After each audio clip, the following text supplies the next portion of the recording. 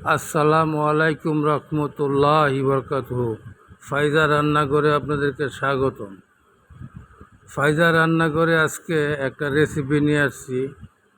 সেটা হচ্ছে রেস্টুরেন্টের স্টাইলে আপনার সবজি পাক। আপনার এই বুটের ডাল দিয়া 7-8 পদের সবজি দিয়া এই সবজিটা পাক করতেছি। এই যে দেখেন, আমি 7-8 পদের সবজি বুটের ডাল একসাথে মিশিয়ে দিছি। এখানে হলুদ, ধইনা জিরা একসাথে দিয়ে দিছি।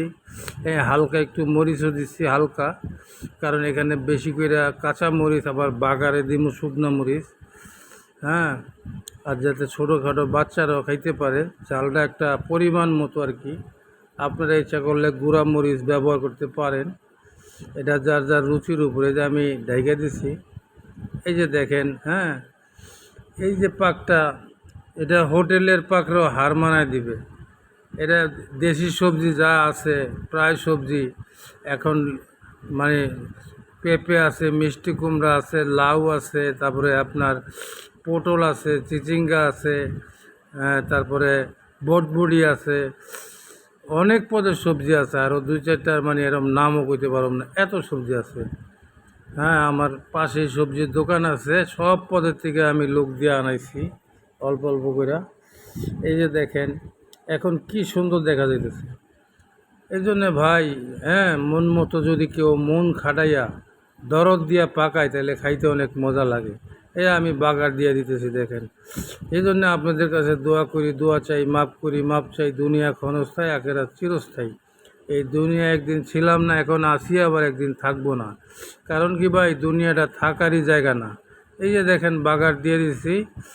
এখন এটা মানে পরিপূর্ণতা এসে গেছে। আপনার ডাউলও গইলা গেছে, সবজিও নরম হয়ে একদম ডালের সাথে মিশে গেছে। এখন এই যে কোন লেভেলের হয়েছে, এটা আপনারা এই যে ডাইলা দিলে আপনারা দেখাইমো আপনাদেরকে, ডাইলা আপনারা দেখবেন কোন লেভেলের দেখা যায়। এই যে হালকা একটু আপনার জিরা ভাজা দিয়ে দিছি লাস্ট ফিনিশিংয়ে, নামানোর আগে আগে একটু জিরা ভাজা দিয়ে দিছি। এই জন্যে ভাই আল্লাহর কাছে দোয়া করি, আল্লাহ বন্যাতদেরকে আপনি হেফাজত করেন। আল্লাহ, প্রত্যেকটা মানুষকে আপনি হেফাজত করেন। আল্লাহ, আল্লাহ, আমরা মুসিবতে আছি। বাংলাদেশের 11টা জেলা মানুষ বন্যার পানিতে বাঁচতেছে, আপনি তাদেরকে হেফাজত করেন। আমি 2টা তেজপাতা দিছি।